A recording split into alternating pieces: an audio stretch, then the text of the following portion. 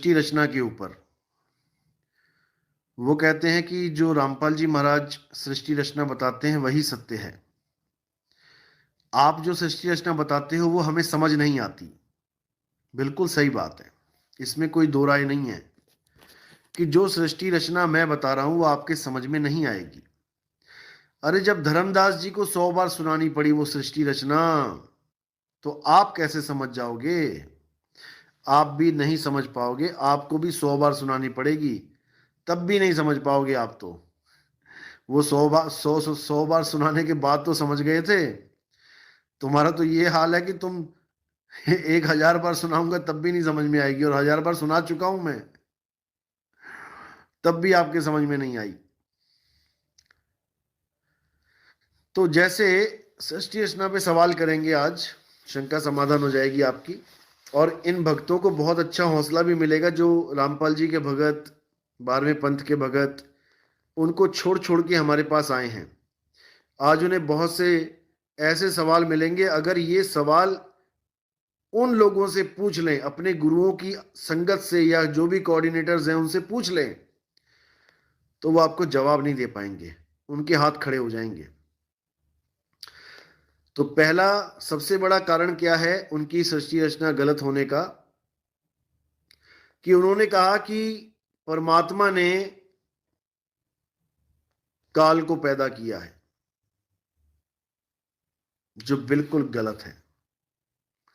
परमात्मा से कभी ऐसी भूल हो ही नहीं सकती कि वो किसी काल रूपी दुष्ट प्राणी को पैदा कर दे जो उसी के बच्चों के लिए घातक सिद्ध हो जाए। ऐसा कभी हो ही नहीं सकता। ये तो गलती है, त्रुटि है, भूल है, और परमात्मा कभी कोई भूल नहीं करता।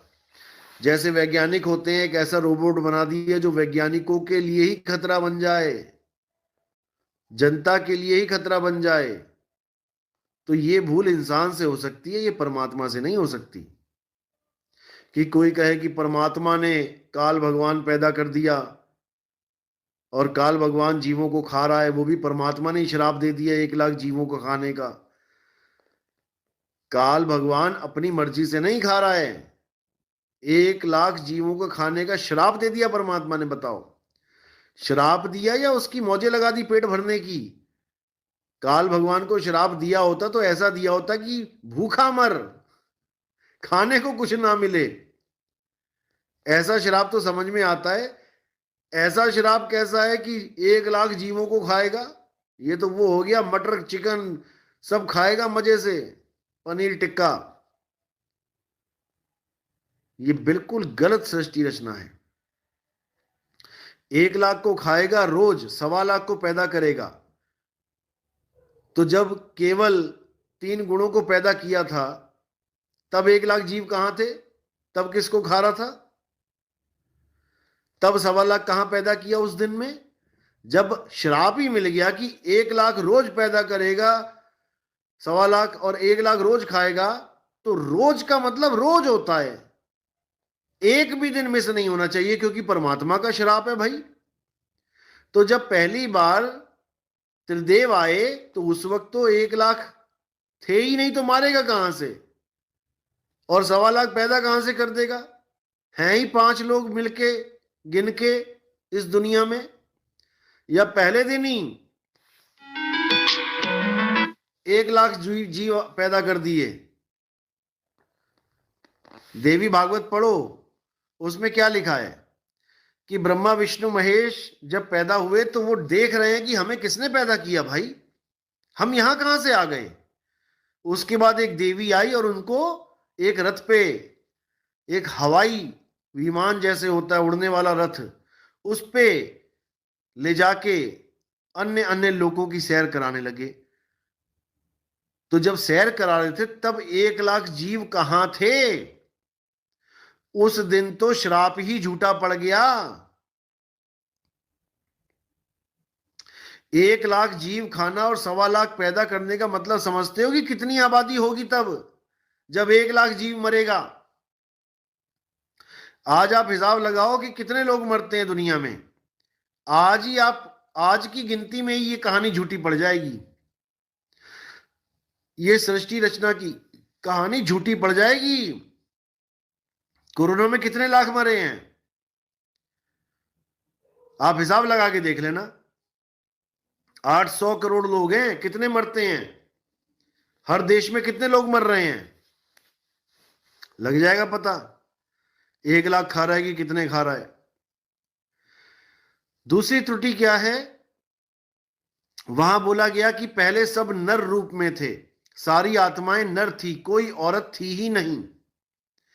जब काल भगवान ने पूछा कि मेरे साथ कौन चलना चाहता है, तो जिसने सबसे पहला हाथ खड़ा कर दिया उसको परमात्मा ने नारी का रूप दे दिया। देखो, यानी वो दुनिया की पहली औरत बनी, उस कहानी के हिसाब से जो 12वें पंथ के गुरु हमें सुनाते हैं। तो ठीक है, उसने तो गलती करी, हाथ उठाया, इसलिए नारी बनी। अरे तुम्हारी मां बहन कैसे नारी बन गई? क्योंकि सारे बीज तो पुरुष रूप में गए उसके गर्भ में, क्योंकि वहां पर नारी कोई थी ही नहीं, सारे जीव पुरुष थे। जिसको हंस कहते तुम लोग, हंसा हंसिनी, हंसनी तो एक ही बनी। जिसने गलती करी वो पहले हंस था, उसको हंसिनी बना दिया, उसका वही चेंज करवा दिया, सब बॉडी ट्रांसप्लांट करवा दी उसकी, चेंज करवा दिया सिस्टम। तो वो अपनी गलती से अगर बनी है, तो उस कहानी के हिसाब से बाकी औरतें कैसे आ रही हैं इस दुनिया में? क्योंकि सारे पुरुष ही थे एक को छोड़ के। ऐसा तो नहीं है कि आधों को औरत बना दिया, आधों को आदमी।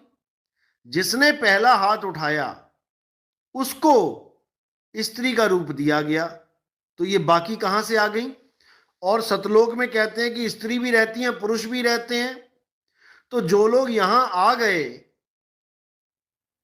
जो लोग यहां पर बैठ गए आके सारे के सारे, तो वहां पर तो स्त्री कोई होनी ही नहीं चाहिए थी, क्योंकि वहां तो पहले भी सारे पुरुष थे।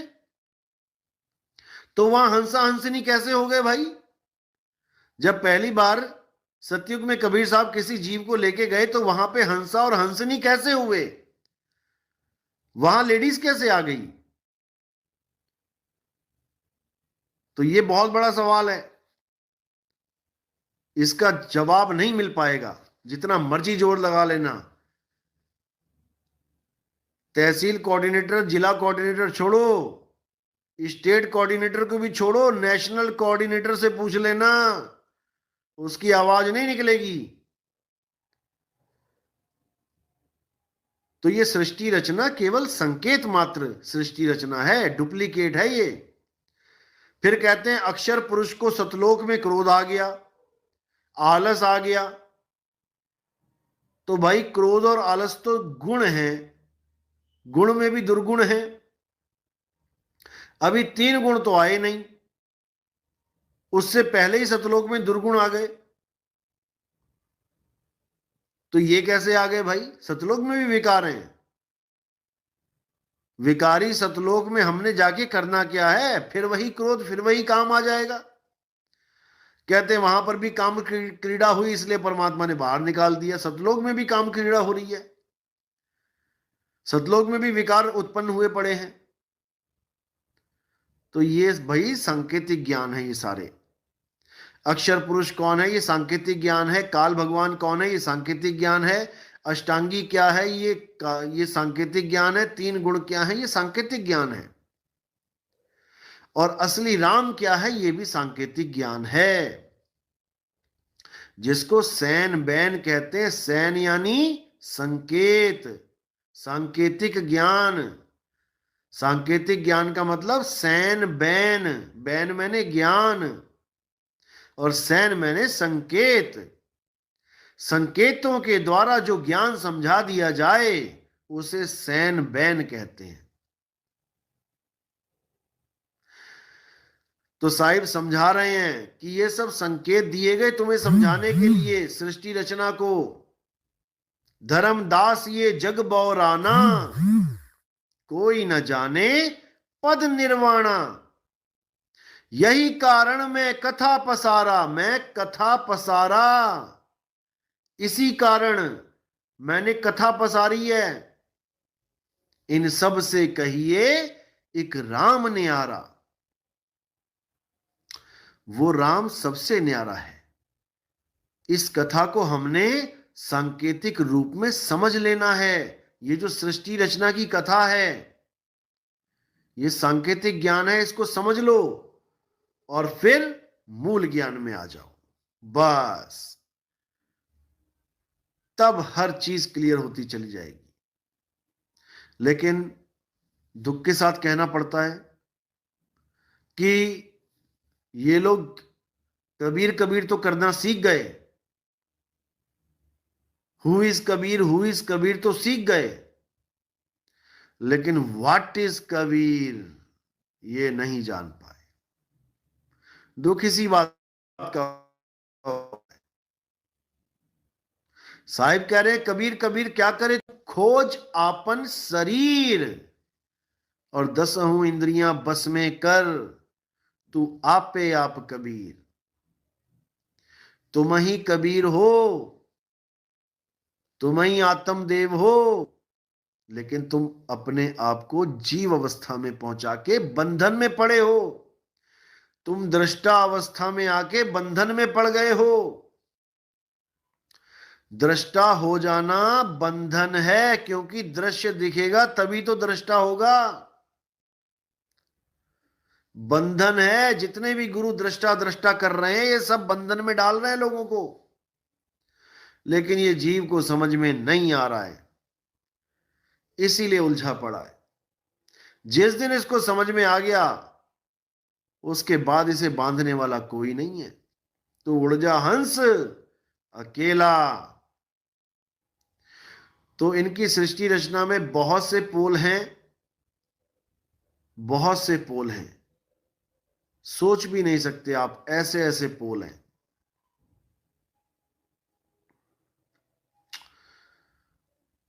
तो सृष्टि रचना को अच्छी तरह समझना है। हमारे मूल ज्ञान आप सुनेंगे, समझेंगे, आपको हर चीज समझ में आने लग जाएगी।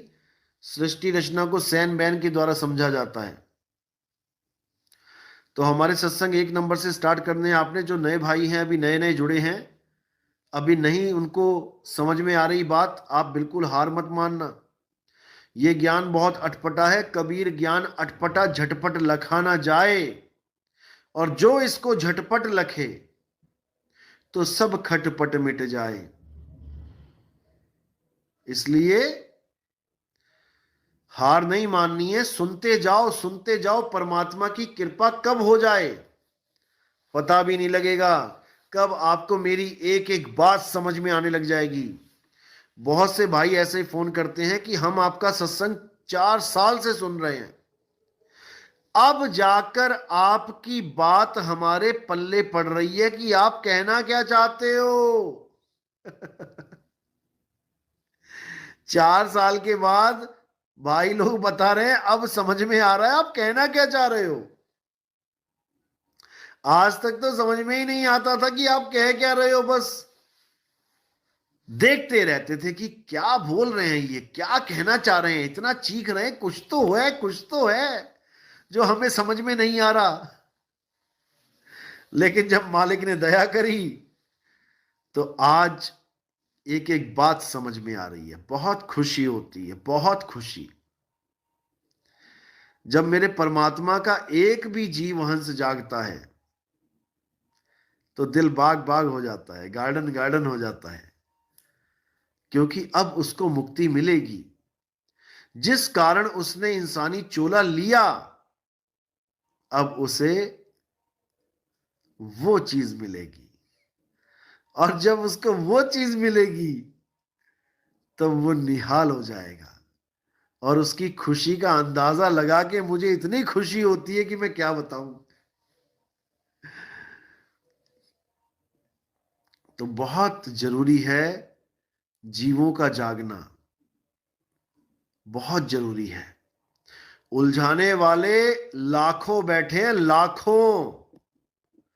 हमारे YouTube चैनल के अलावा आपको जितने भी चैनल ज्ञान वाले दिख रहे हैं, आप यकीन नहीं करोगे, सबके सब या जीव ज्ञानी है, या ब्रह्म ज्ञानी है, या तत्व ज्ञानी है, या दृष्टा ज्ञानी हैं।